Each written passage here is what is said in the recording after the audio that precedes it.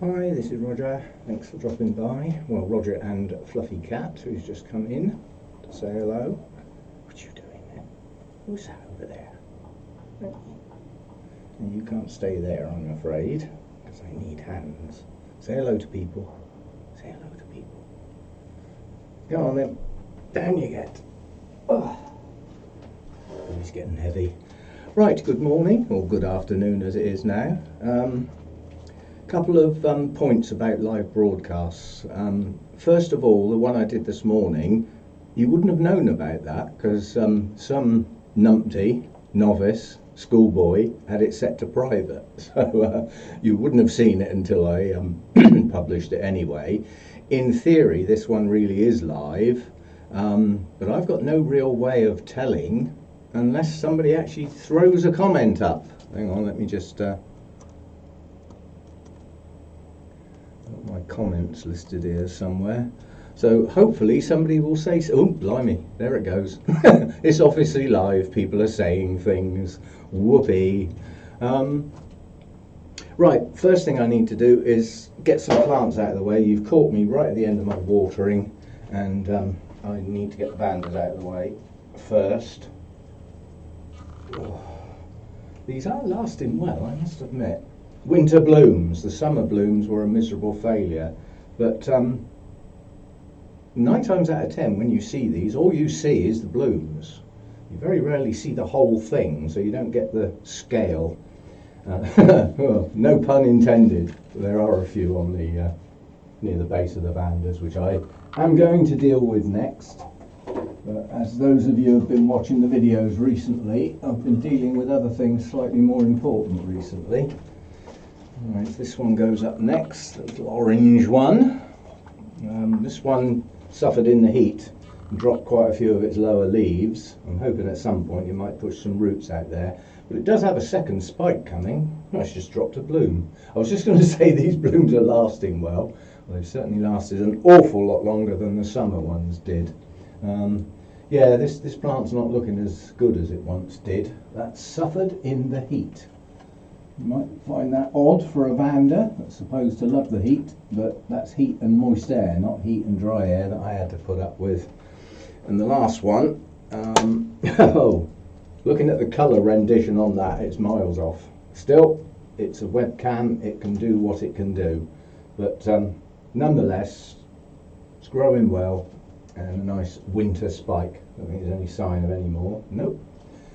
Get that back up where it goes. I kept getting told off for this one being at the back, so it's at the front now, so it appears in a few more videos.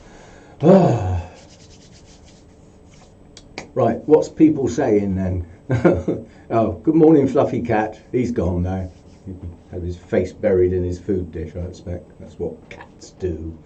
Right, for a basic subject today, quite a few people commented on the Oncidium, well, the Miltonia sunset that got crammed into what can only be described. Hang on, I need to look at the screen with the picture on. That's better, otherwise I can't see what I'm doing.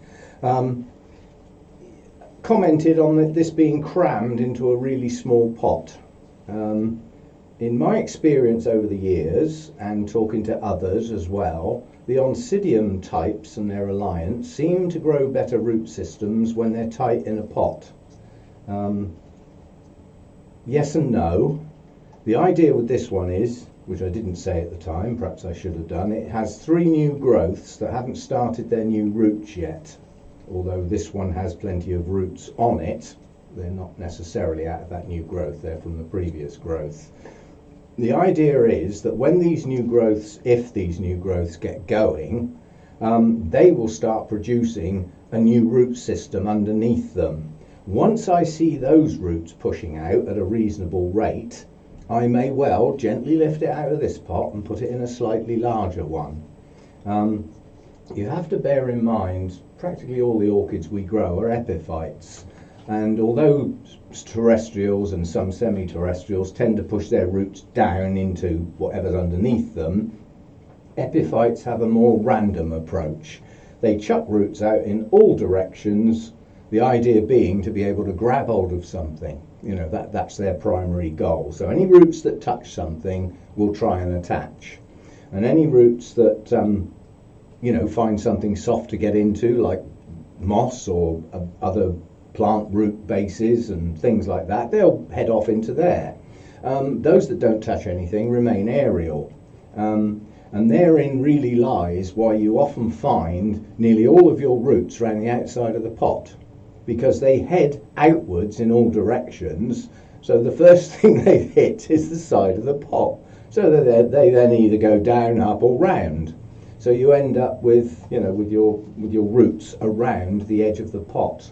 Well, if most of them are around the edge of the pot, what's going on in the middle of the pot? And the answer is not a lot. And that's the bit that will stay wet longest. It's farthest away from the air, farthest away from the base if you've got an air cone, yeah, and farthest away from the sides. So it's the bit that stays wet the longest. So now perhaps we can take away the wonder of why the roots in the centre of the pot when we repot are often dead. It's because they've stayed wet too long. Yeah. Oh, and about air in the pot. Epiphytes need oxygen around their roots. They need air around their roots. Now, it doesn't matter how tightly packed bark is, it can never be so tightly packed that there aren't air spaces. Now, that air can become stale. So when you water, you pour loads of water in the top, that water floods out the bottom, pushes out any stale air, and new fresh air rushes in the top to replace those vacant spaces. So you actually replenish the air at the same time. So that's some logic as to why that went in a very small pot. It may go in a large one later. Right, let's have a look, see what's going on.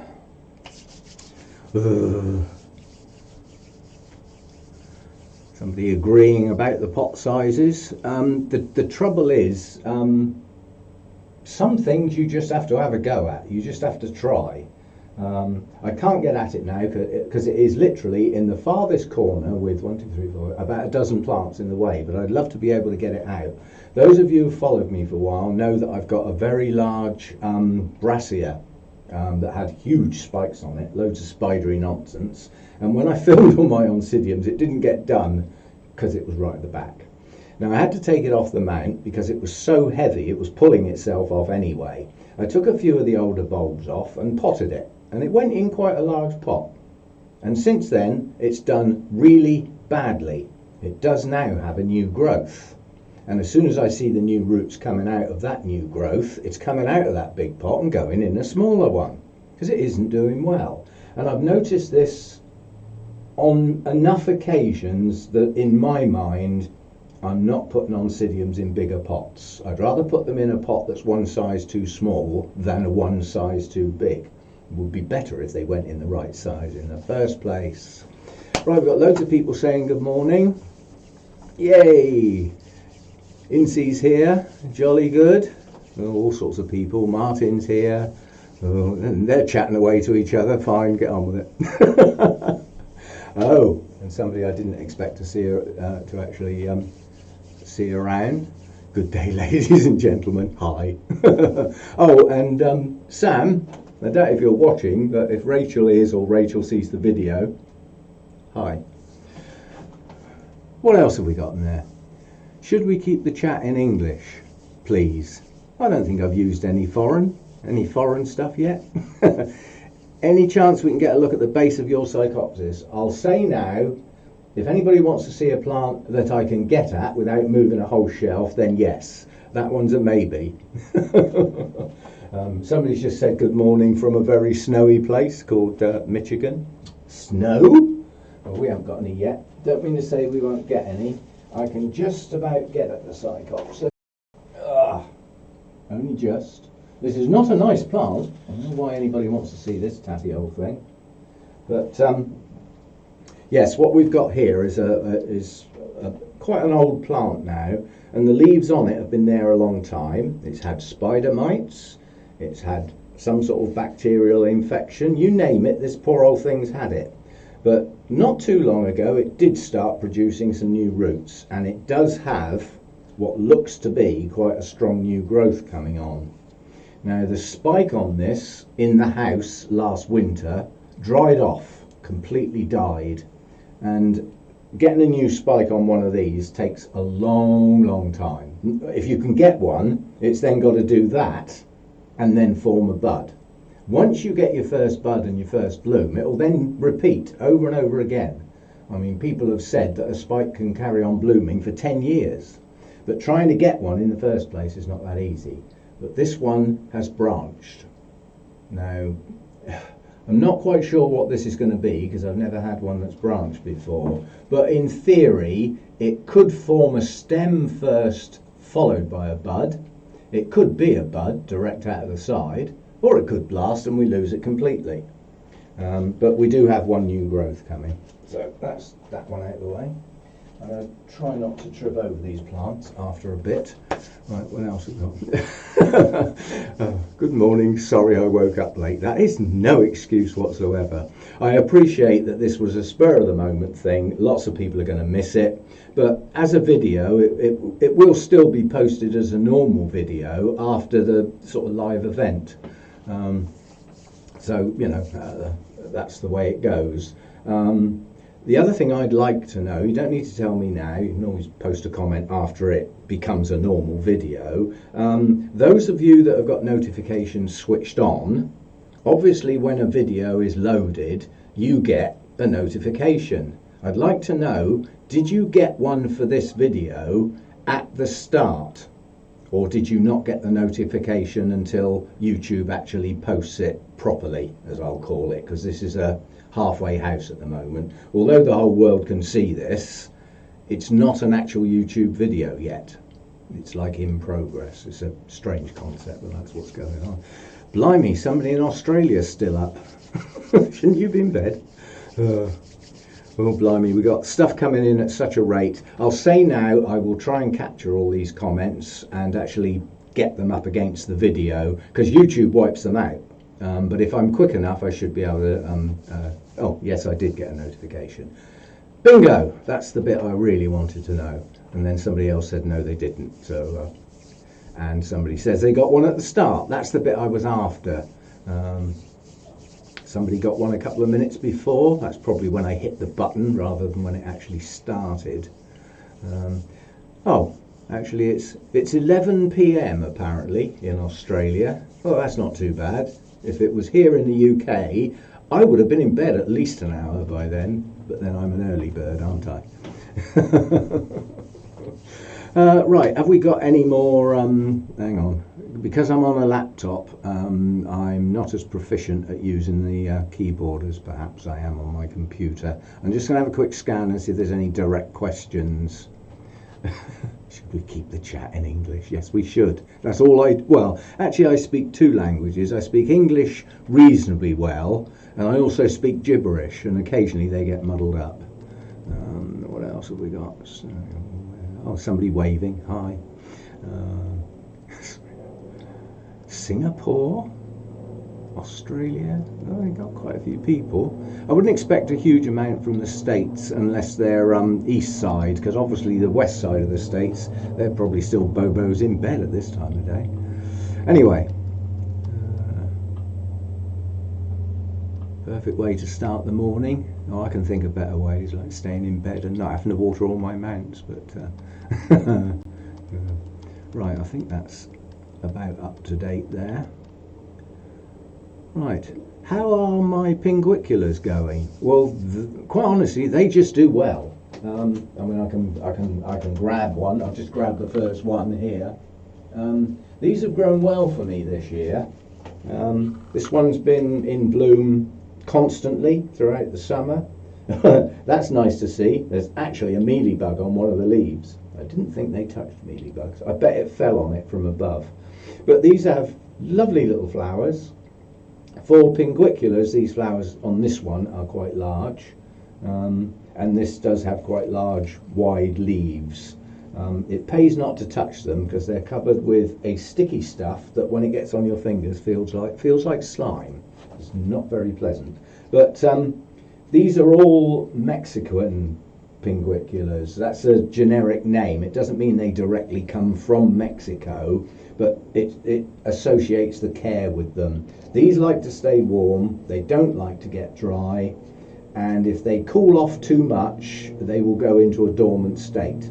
And some of them actually change their leaf style, and they have a change of leaves, and then these type of leaves come back when they get warm again. But mine managed to stay warm enough throughout my winter to not do that, so they just keep going. And they've worked so well that when I look at the leaves now, there's hardly any of those little black fungus gnats on there, because they've eaten them all. So they've done their job. Those things are in your face wherever they are. Oh, we have got East Coast USA, South Florida here. Good. Sympathies to those of you in California with the troubles out there. Can do without that sort of thing, really can. But well, if the planet's going to get warmer, things are going to change whether we like it or not. What's the best humidity in the dark hours? Well, I try during the winter months. Like last night was cold, we had a frost this morning. So potentially, if there was no form of heat in here last night, it could have gone down to sort of 5 or 6 degrees, you know, by the end of the night, which is too cold. My thermostat's set at 12, so that's my lowest, and as soon as the heater kicks on, it takes it up to about 13.5, and then over a period of time, it gradually starts to drop down again, and then the heater kicks in. So it probably averages about 12.5 to 13 degrees is my bottom line. At that temperature, I would prefer to only have about 55–60% humidity. But unfortunately, I can't suck the humidity out. I've just watered all my mounts. The amount of humidity in here is high. I mean, I'm only at 19 degrees at the moment because the sun's gone. But I've got 75% humidity. As that temperature drops, that humidity reading will go up. Air plants blooming? No. No. They're still alive. They're still there.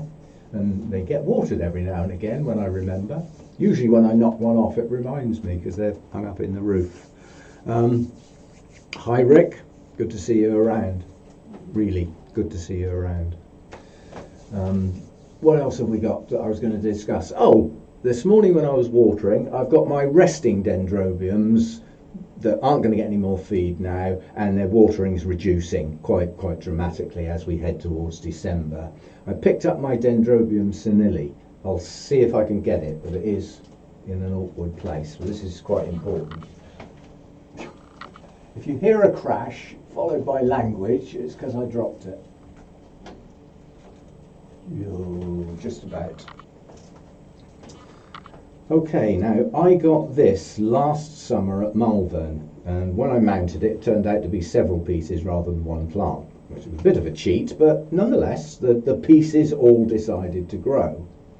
And I got this down this morning thinking, good, it's starting to get deciduous on the oldest canes. That is expected, that's not a problem. And then I had another look round, and I got a new growth coming out here, and another new growth coming out here, and another large one coming out there. So it's deciding to push out some new canes. And I thought, what am I going to do about that? I'm supposed to be resting this.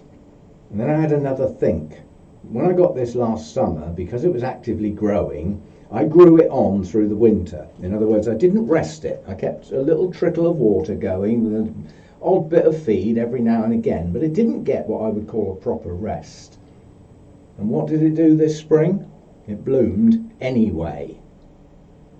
So I've got a feeling that this one, although some of the writings about it say needs a dry winter rest, as we know, some of those words can be wrong. And I've got root growth and new activity on this at this time of year. So I'm going to cancel the rest for this one. Not totally.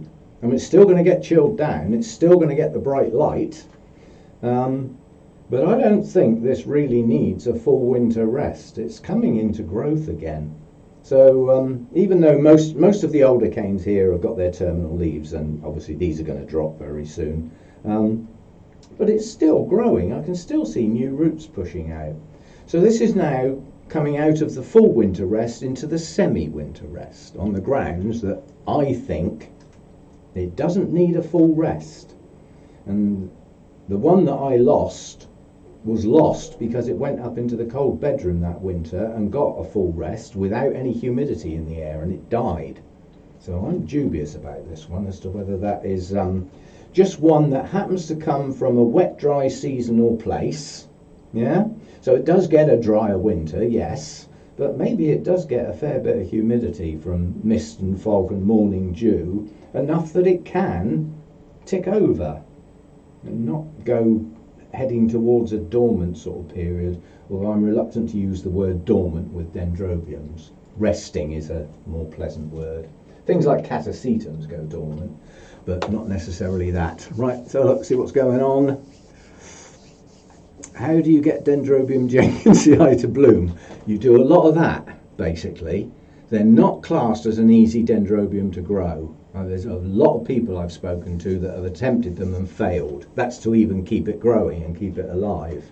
Mine seems happy and healthy enough. I'm okay with that side of things.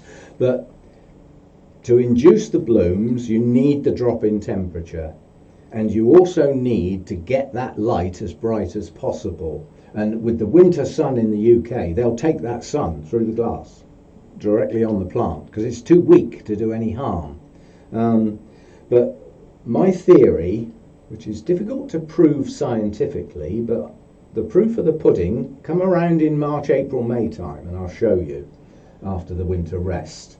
I believe that by keeping your dendrobiums relatively shaded during the growing season, when it comes to the winter, you don't have to increase the light quite so much because it's the change from their growing environment, which is mainly deciduous forests, so heavy leaf cover, that's not bright light, yeah, and good amounts of water, monsoon type rains and all that sort of stuff. And then as you come out the end and the leaves fall, the change from that heavy shade to that level of light is part of the trigger, yeah.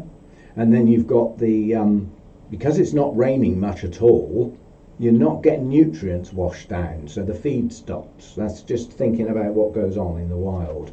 And I think it's a combination of those two plus the drop in temperatures, yeah. So it's not necessarily any one of them, it's all three of them really. But I think a little trick is to keep them a bit heavier shaded during their growing season so that the change to the best winter light you can give them is more dramatic. So it's more about the actual difference rather than the level of light, I think. My nobile is flowering without any form of rest. I'll let you into a secret. I've never rested my nobiles, not what you would call rested. This is a kiki growing on, yeah?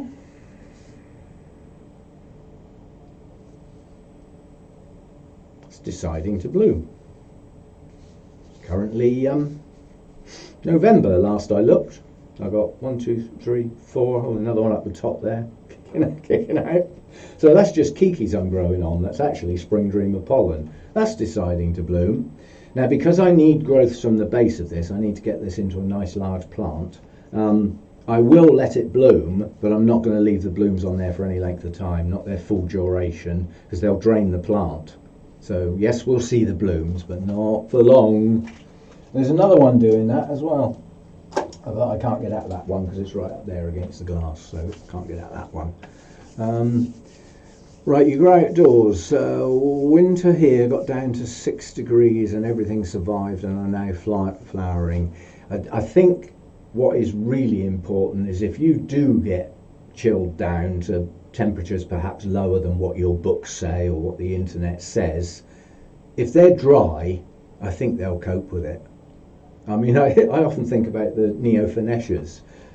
If you actually look up the river valley where most of those are originated from in Japan, and then go and have a look at some of the pictures taken in the winter, they're under a foot of snow. Now you can't tell me that's 10 degrees like it says in the books. And are they all wiped out? Of course they're not. Yeah. So I think the important thing is if you're going to go to lower temperatures or you've got threat of a bit of a chill, and there's not much you can do about it.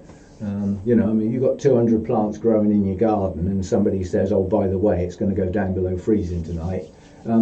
Getting them all indoors in a couple of hours might not be on. So, yeah, what else have we got here? Oh, Martin, what am I supposed to do with that? I can't get it to translate now. I'm quite happy, I'll say it now. If somebody leaves me a comment in a foreign language, I just use Google Translate. You're going to get your answer in English, sorry. That's me. But I will still look that expression up, but I'm not doing it now while I'm actually live. Did your Dracula bloom? No. Somebody who at that particular time I'll call a clumsy git actually knocked the bud off. Well, I actually knocked it enough to crack it away from its stem. That was me. Anybody else did that, they'd be hanging up like the Dracula, I suspect. But this is Dracula Bella. That spike got taken off because it lost its bud, but it has got two more coming. This one looks like it's blasted. Yes, it has. This one looks like it may grow on. Relatively, this is quite a young plant. I was surprised to even see a spike on it, but it keeps trying. And what I am pleased with is I now see root tips coming out through the moss, so it's starting to get more established. And it does have a nice strong new growth here, plus one over here that's opening up. So seems to be growing okay, but I really do have to watch this. These mesh baskets dry incredibly quickly, even in the lower temperatures in the winter. Sometime during the second day it will be showing signs of dryness. So this now needs watering more often than my mounts, would you believe? But I'm happy to do that because I really do want to get this to bloom. So we've lost a spike there. The original one may well have bloomed. The bud was really large, but I knocked it off. That's my fault. So we'll put our hopes in this one now. Right, I'll just pop that there for now. I don't need to try and get that back in. What else have we got here? I have a wet and a dry season and an occasional storm. Yeah, well, we all get some of them, but unfortunately, the storms can't get in here. Not long after I first set this up, I didn't have that many plants in here. I came down in the morning after a really severe storm, and the whole roof had come detached and twisted about 6 inches. So you could see daylight through that section. The whole roof just wasn't fixed good enough to carry, for that storm. It is now. The whole place will fall down before that roof comes off. That frightened me, that did. I thought, if that roof had come off and disintegrated, because it crashed onto the floor or something, I'd have had an open venue, and it was winter time. So, I'd have been in a bit of a mess, shall we say. What else have we got here?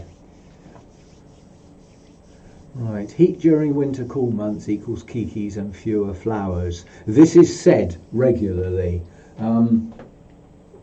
If you go back to earlier in the year, one of my Noblies got a best in show.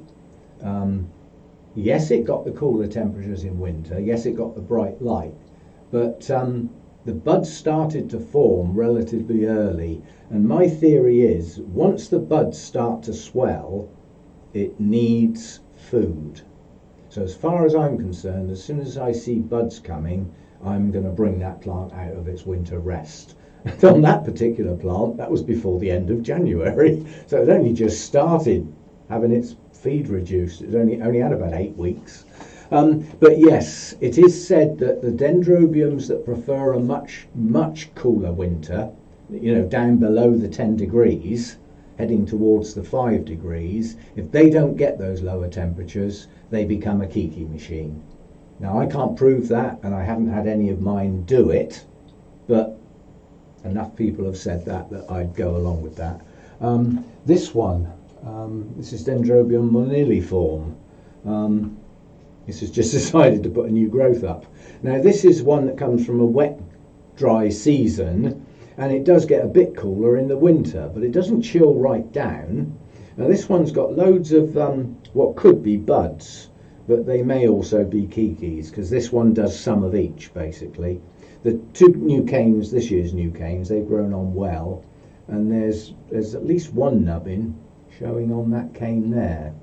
So in amongst this lot, I suspect I might get a kiki or two, and before you all shout, somebody's already earmarked for those. Because although they've got the plant, they haven't got the variegated form. So if it does produce kikis, they're already earmarked. But that one hasn't bloomed for a while, but it does bloom on and off when it feels like it. That's that one. What else have we got? Blah, blah, blah. Do you have an epidendrum Marquez? No. And with a name like that, it's going to be a hybrid anyway. So, oh, sorry, it's Epicatlia. Come on. I did clean my glasses, but then I did the watering. England has a dry season? No. We live in a green and pleasant land. If you want to live in a green and pleasant land, expect some rain. But this year we did have one. We did have nearly 3 months of no rain, zero, zilch, and high temperatures. That, I hope, is an exception.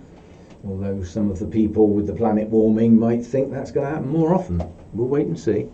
Have you ever had catasetums? No. And I'll say openly on the air, I don't like them. That's why I haven't got any. Which is your favourite orchid? That's difficult to say. Very difficult to say, because I have favourites in classes or categories for different reasons. I can't say I've got a single favourite. I mean, I've probably got 1 or 2 favourite cattleyas. My Dendrobium's probably my Hercoglossum is my favourite, simply because of the delicacy of the blooms rather than the big shouty loud things. Yeah, and I mean, some orchids I've only got 1 of, and I don't even like that one. Oh dear. Oh, I've been told off. I must talk calcium. All right, I'll get a little bit in. This year, I started using CalMag for the first time. And at first I was mixing it with my fertiliser, but I decided for me, I'd rather control that separately, so I know exactly what is going into the plants. And I can safely say that in quite a few noticeable plants, they've grown better this year than they ever have done. That could have been my environment. But I'm pretty confident that the extra calcium getting thrown in there has boosted their growth. I've got larger Cattleya canes than I've had before. I've got spikes with more blooms on than I've had before. So, yeah, it does the job, quite honestly. It does what it says on the tin. I love that expression. But as a general purpose feed, my MSU fertiliser does have a good amount of calcium in it. And you have to stop and think about what's the plant up to. Because if it's not growing very fast, you know, like my psychopsis, you know, you're lucky to get 1 leaf a year out of one of those. Well, at that speed, it's not going to need an excess of anything. It's just going to need a nice, even trickle feed with everything in it. But when you start getting like a Cattleya that suddenly chucks out 3 or 4 new growths in all directions, and it's the growing season, that's going to suck the life out of any feed that you give it. So a good boost is going to do it some good. So yeah, agree with all that. No problem with that.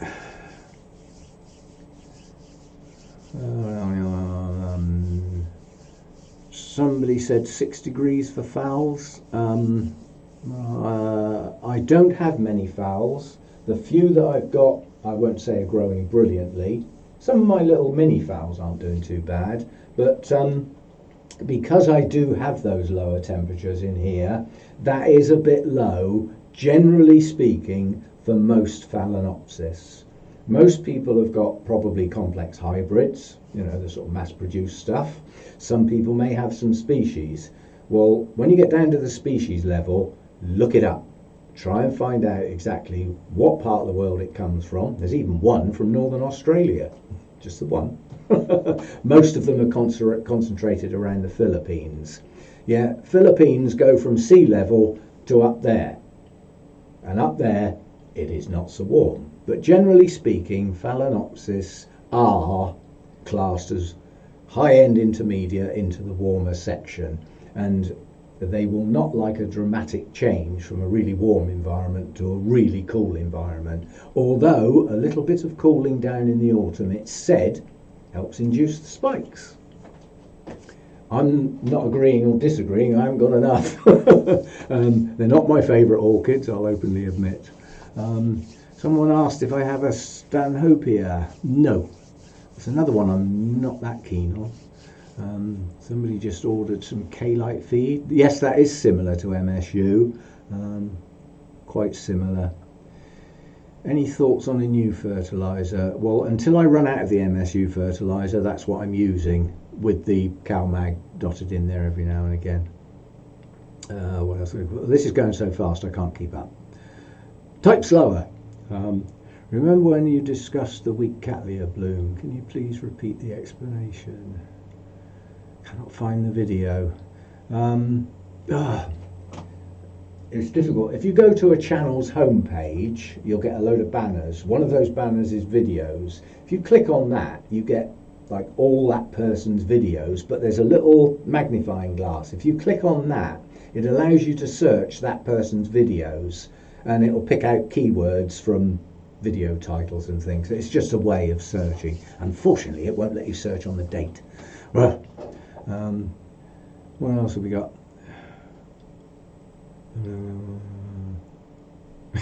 Somebody says 6 degrees for phals is fine if you want to kill them. There are a few species that will go down that low. I wouldn't recommend it with the mass-produced stuff. And somebody's bragging that they got 26 phals and 26 blooming. Oh, it's Rick. Fair enough. I must admit, Rick's plants just shine as far as I'm concerned. You know, I bet if you went there in the dead of night with a torch, you still couldn't find a tatty plant. They're just all very good. So whatever the guy does, it's working.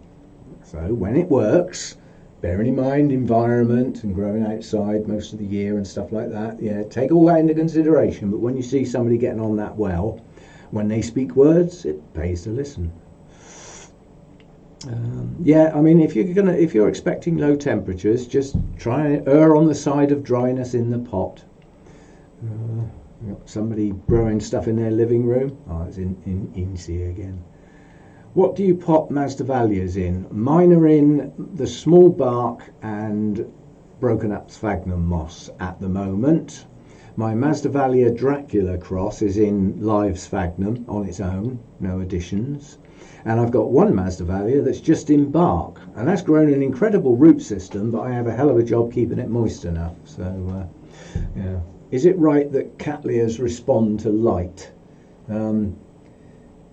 It depends on the sense we're talking about. Certainly the bloom spikes do. It's what I call a spike orientation. So if you've got a single direction light coming towards your spike, you'll find your buds will start to twist towards it. That means they're all pointing nicely in one direction, if that's what you want. And then you take it down and you water it and you put it back to front. Now those buds will try and twist round. And the more often you do that, the weaker they're going to get, basically. So once your buds are set, try and keep them if you've got single directional light facing that way.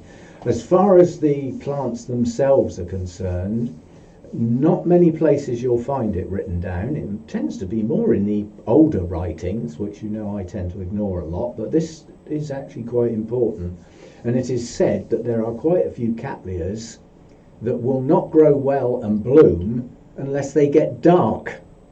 And we're always talking about how much light, but apparently they need the dark too. And if you think about it, it changes what's going on in the plant totally. It's virtually reversing photosynthesis round the other way. Well, that needs to happen. So, yes, they do respond to light. Get too much light on them all of a sudden, you'll burn them. I haven't got any classic examples yet because I cut the leaves off. Yeah, I think the most sensitive one I've got is the apple blossom, the Ivanagar apple blossom. Yeah, I know it's called something else now, but not in here, it's not. That's more sensitive to light than any other Cattleya I've got. But they'll acclimatise to much, much brighter light if you do it gently. bit at a time, gradually introducing a bit more. There's people growing outside have got them in the sunshine, so they must be able to take it, you know. Very kind, thanks. Credit where credit's due, mate. Everything is feral in Australia. Yeah, I've also heard that if it's got legs, it'll either eat you, bite you, or poison you, or try and kill you. But I'm sure it's not as bad as that. People take their dogs for a walk and stuff, you know. Is it the far red light they are responding to? That I don't know. I haven't got the knowledge to go into individual elements of the light spectrum.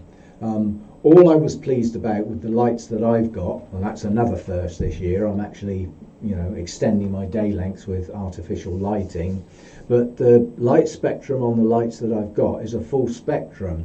So it is almost like having sunlight, which is why, with the intensity of these lights, it's why the plants have all had to move. They've all had to stand back a bit, because certainly the large lights, with those I wouldn't get any closer than a metre. I reckon I'd start burning stuff. They're just too powerful. And I can tell that by just looking at the way my DSLR responds to those, you know, those lights. Trying to take a picture of that at night with these lights on, under normal lighting, like in the lounge or anything like that, even quite close to a light bulb, my DSLR would not take a picture unless I got a tripod out, because it would have to slow that speed down so much to get enough light in. I can take a picture of that plant in here, handheld. They throw out a lot of light, so we shall see. What am I doing then? Ed's missing from the chat. I suspect he's having his Sunday lunch, if he's got any sense, which is what I should be doing. I should be sitting down now, glass of white wine, nice roast chicken, potatoes, parsnips, peas, carrots, some gravy, and then go and sit in the chair, turn the TV on and fall sound asleep. That's what we do on a Sunday. I might be doing the sitting in the chair and falling asleep a bit later, but no, I suspect Ed's having his Sunday lunch somewhere. I'm not sure I want to be called one of the Three Musketeers. I think I'd be the odd one, the fourth one, the one that does it all wrong. Right, have I missed anything in here? How come I suddenly imagine Rick presenting Orchid vlogs in a suit? Well, you must have a totally different imagination than me, because I can't imagine Rick in a suit. I've got a suit. I've had it probably about 20 years, and it comes out for weddings and funerals. And that's it. One day it might get used for me doing that, not the wedding. Tried that 3 times, I won't be doing that again. What else? There was another plant I wanted to pick up and look at closer. While we're on plants, I have bought another plant. I've had 2 of that particular plant before and killed them both. So you might think, why is this idiot getting another one? I don't like being beaten for a start, and this one looks an awful lot better as a plant than the other 2. So I do have a new plant coming soon. It will not be what you expect. All I'll say is that if it does get a bit cold, it won't hurt this one. It really won't hurt this one. How is the nocturnum flower? Do you know, I'm frightened to touch it. I've got a feeling it's already gone. I've got a feeling it's already self-pollinated. I will pick it up gently, but it doesn't seem to have opened any more than yesterday. As I said, I'm frightened to death to knock it. I had to water this morning. I doubt if I'll be able to get that close. That looks to me like it's actually closed up a bit rather than opened some more. So it may have lost it already. All I can say is that there's very little information on this plant, but what information I've got from people who've actually grown this and got it to bloom well is it will not have it until it's a really big mature plant and it's pushing out blooms in many places. And there seems to be something in the plant that tells the plant, with that many blooms, I don't need to self-pollinate to get seed. You see what I mean? I suppose that sounds a bit logical. But this spike, it does have a branch on it. If this one goes, we've got that one as a second one, and the bud on this one is starting to swell. But I think that's already done its party piece, quite honestly. I think it's already gone. So we're still not going to see it fully opened. But when I filmed it yesterday, it looked better than it does today. So I think that one's already gone. A shame. And if it keeps doing it, then in the not too distant future, it's going to be in somebody else's collection, because that's my second go. I'll give it more time. I mean, it's got new canes this year, so we'll see how it goes. But I think we may have lost that one.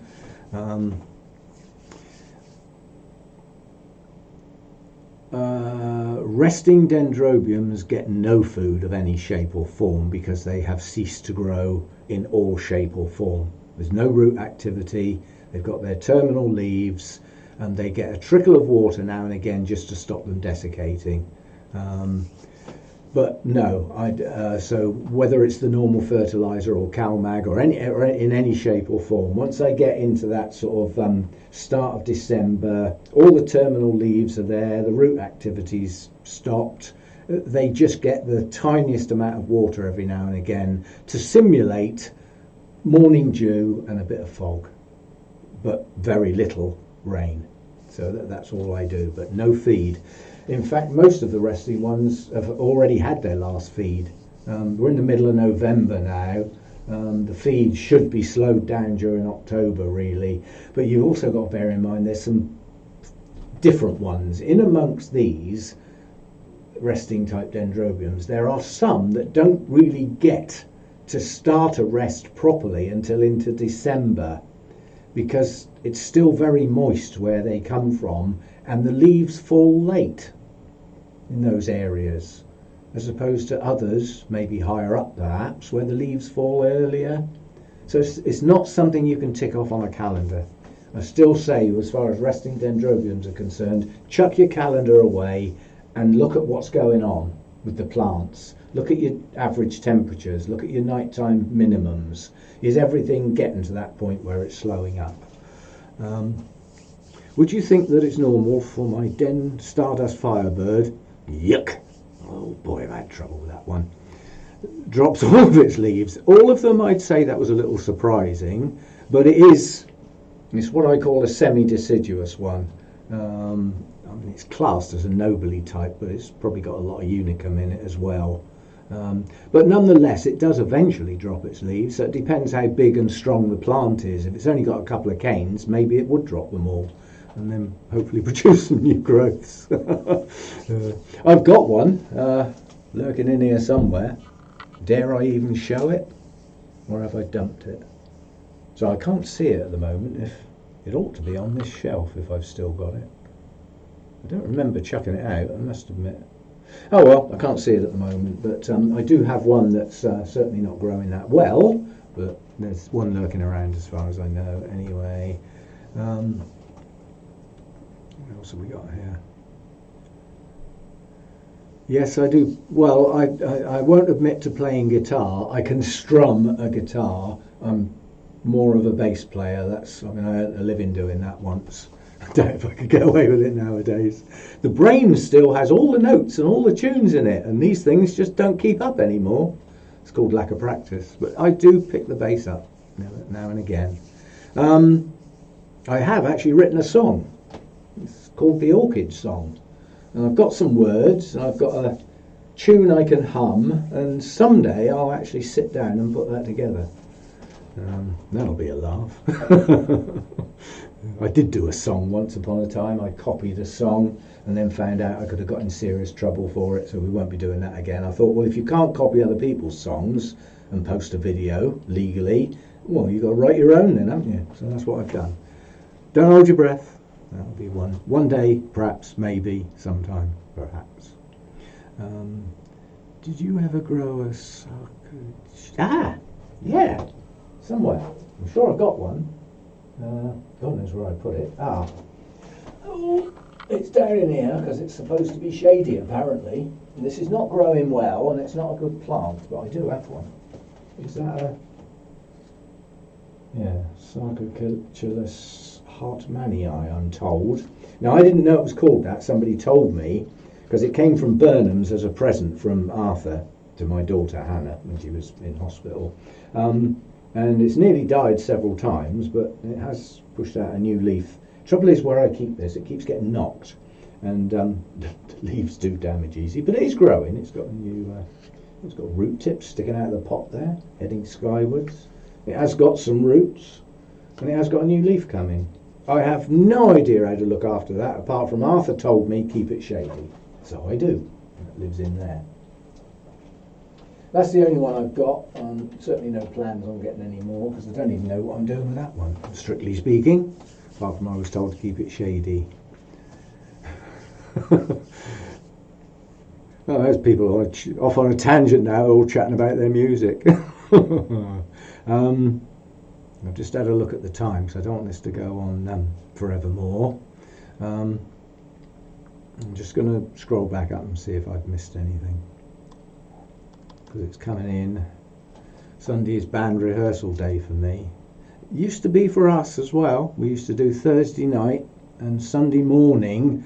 The Sunday morning sessions never used to last that long, because in those days the pubs opened at 12 and when a group of musicians are gathered together for whatever reason, there will be drink normally, sometimes lots. I've actually been picked up from the lawn in a pub at about 4 o'clock in the afternoon, having dozed off in the sun. A long time ago. I'm just having a quick scan down. My vandas are grown up and on trees as they take up too much space in the orchid's house. Dappled light in the hot months and very bright. Yeah, I can see no reason. If I had the climate, I'd love to have vandas hanging. I haven't got any trees in the garden as it happens. It's not my garden. But yeah, there's nothing nicer than seeing our epiphyte orchids growing in a natural environment. I mean, one day I might actually get to those real places and go on an expedition. Hello, got a request for Black Sabbath. What else have we got? Yeah, we've definitely gone off on a tangent. Martin asked if removing the pollen on that Epidendrum nocturnum might have helped. I think it's probably a bit late now, but it is possible.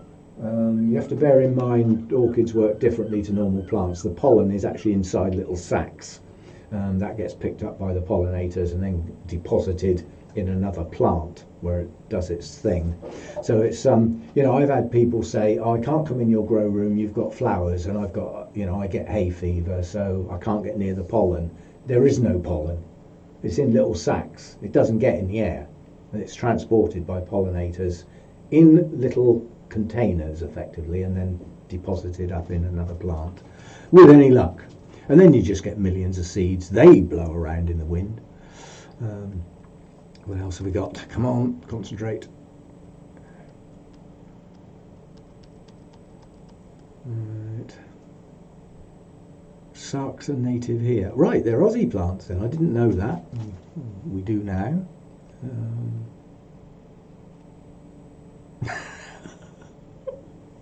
Oh dear, somebody actually saying about drinks and performing at shows. Before I went to college, I played in a local band around Bournemouth. I used to play in Bournemouth and Weymouth and Dorchester and just local stuff like that.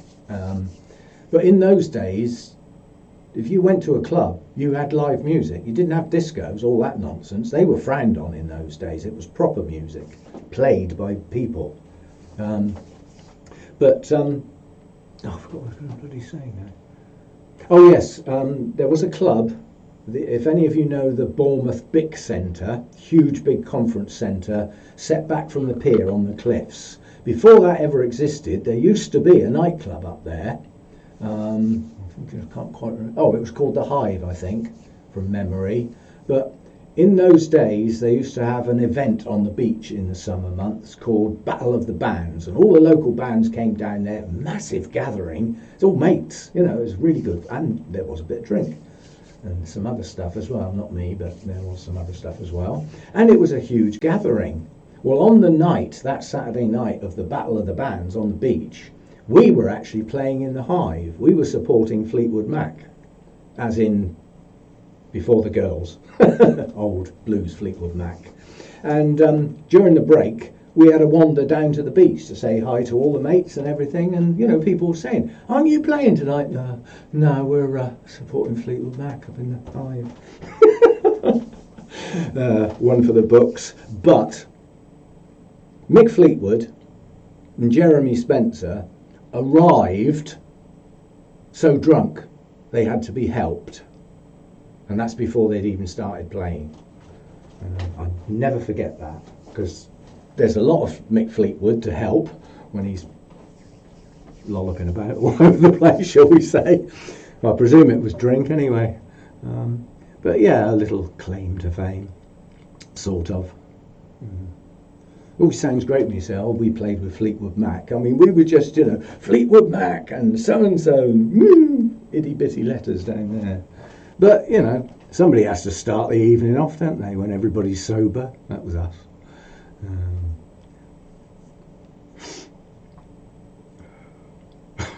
Although we're getting band names coming in now. There was a comedian I was watching, Steve Hughes, an Australian guy, old school, you know, played in old bands and things like that, more into the heavy rock stuff. And he was saying about, he was performing in London, and he was on about X Factor, and he said, you should be ashamed of yourselves.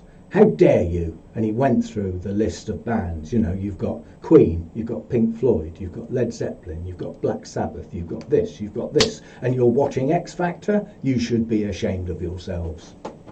100% agree. That's Muzak. Yep, Fleetwood Mac in the vintage days.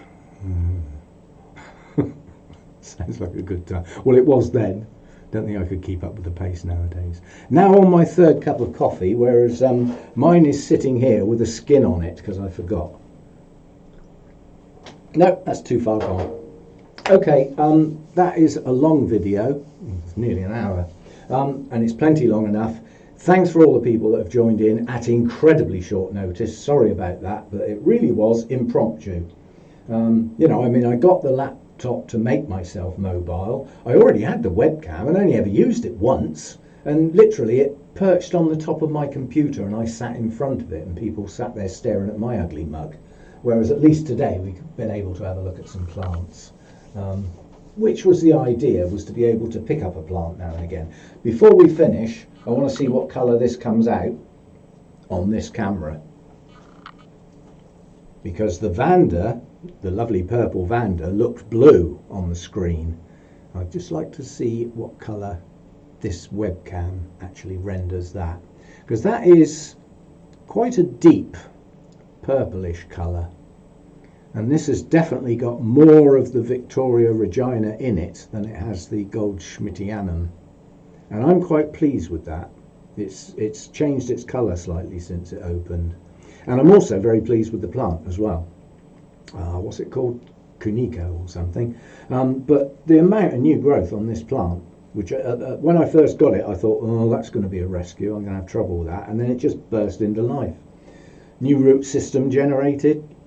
Some of these are actually kikis, but they're close enough to the base to get the roots down onto the mount. So first time bloomer for me, and well pleased with that. And I suspect that the webcam has made that a totally different colour to what it really is. But yeah, I'm pleased with that. It's a lovely little cluster of, you know, I haven't got a lot in bloom at the moment, so that's that one. Right, I'm going to cut off now. So well, apparently it looks purple. Well, that's good, because that's roughly what colour it is. But I suspect it's got much more of a bluer tinge than it should have, like what it has in. Yes, it was a big box orchid.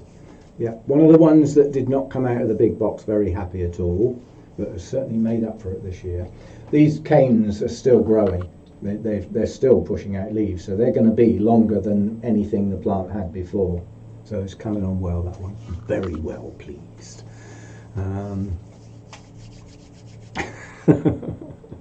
Everybody's got some secrets. You really don't want to know some of mine. Anyway, I'm going to leave it at that. Thanks for dropping by, everybody. Thanks for joining in, you know, choosing some plants to have a look at and asking some questions. And I will now try and do my best to capture all of these comments. I've effectively got to select the whole scenario and cut and paste it into a Word document so that I can then put it back once the video goes up on YouTube, and that takes some time. That's an hour-long video. YouTube will probably take about an hour and a half before it can even get ready to post that. So although you may well have been watching it live now, the actual video that will go up on YouTube is a long way off. It does take quite a while. It will probably appear halfway through the afternoon, maybe even this evening. And you can then comment on it there. But I will try and capture those comments, and we'll see how we go. And I'm not sure whether I will do this every Sunday, because it does mean moving a lot of plants around and wires everywhere and stuff like that. But I like the idea. I've actually quite enjoyed it. So I'm going to sign off, and I'll see you next time. And seriously, at such short notification, I'm pleased that some people could drop by and answer some of my questions about the actual functionality of this live nonsense. Now I've got a clue how to stop the broadcast. It's probably over here somewhere. Where does it say stop broadcast? It says stop recording. That must be it. So, I'll see you next time, and seriously, thanks for dropping by. Am I sure? Did I click on stop streaming? So yes, I am sure.